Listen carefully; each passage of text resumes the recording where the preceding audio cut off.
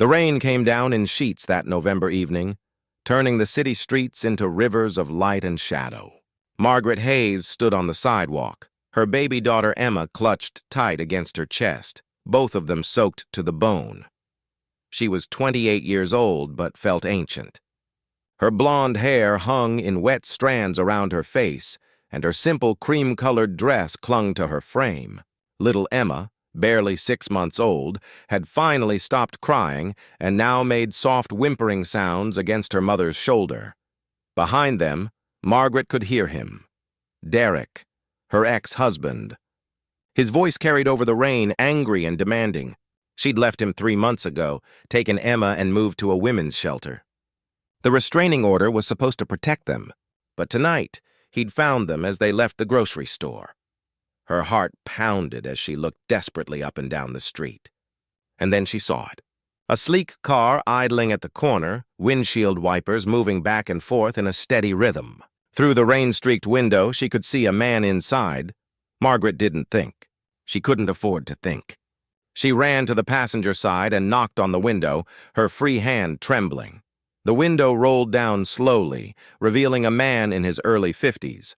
He had dark hair touched with gray at the temples, a strong jaw, and eyes that held both authority and something else. Weariness, perhaps, or loneliness. "Please," Margaret gasped, holding Emma closer. "Can I hide in your car? Just for a few minutes. My ex-husband, he's following us. I have a restraining order, but he won't listen. Please." The man studied her for a long moment. His name was Vincent Romano, though she didn't know that yet. What she also didn't know was that Vincent was the head of one of the most powerful families in the city, a man whose name made grown men nervous, a man who'd built an empire through strength and strategy. But right now, looking at this young mother and her baby, drenched and desperate in the rain, Vincent saw something else entirely. He saw his own daughter, Maria, who'd be about this woman's age if she'd lived. Maria, who'd died of cancer 10 years ago, leaving a hole in his heart that never quite healed. "Get in," he said quietly, unlocking the door. Margaret scrambled into the passenger seat, cradling Emma protectively. The interior of the car was warm and smelled faintly of leather and cologne. She pulled the door shut just as Derek appeared around the corner.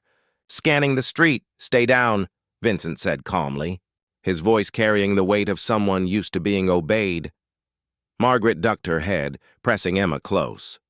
Her baby had started to whimper again, perhaps sensing her mother's fear. Vincent watched Derek in the rearview mirror. The younger man was looking around frantically, his face twisted with anger and frustration.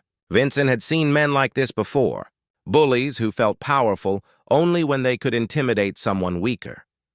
After a few minutes, Derek gave up and walked back toward the store, probably thinking they'd gone inside somewhere. "He's gone," Vincent said softly. Margaret slowly sat up, tears now mixing with the rain on her face. "Thank you," she whispered. "Thank you so much. I'm sorry to drag you into this. I just didn't know what else to do." Vincent looked at the baby in her arms. Emma had stopped crying and was staring at him with wide, curious eyes. Something in his chest tightened. "How old is she?" he asked. 6 months? "Her name is Emma." Vincent was quiet for a moment, then said, "I had a daughter once. She'd be about your age now?" Margaret heard the past tense and understood. "I'm so sorry." "Long time ago," Vincent said, though his voice suggested the wound was still fresh. "You have somewhere safe to go?" Margaret hesitated, then nodded. "There's a shelter across town.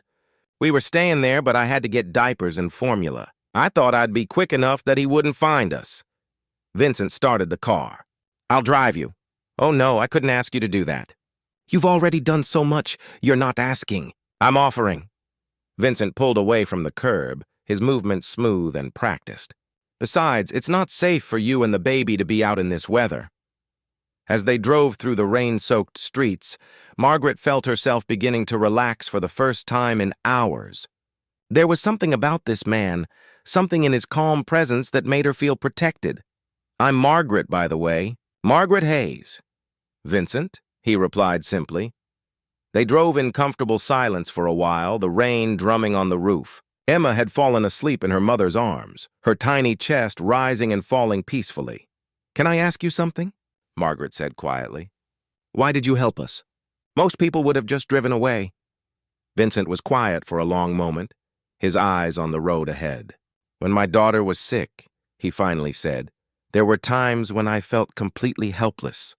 Times when all I wanted was for someone to tell me everything would be okay. I couldn't save her. But maybe I can help someone else's daughter. Margaret felt fresh tears spring to her eyes, but these were different. These were tears of gratitude and understanding.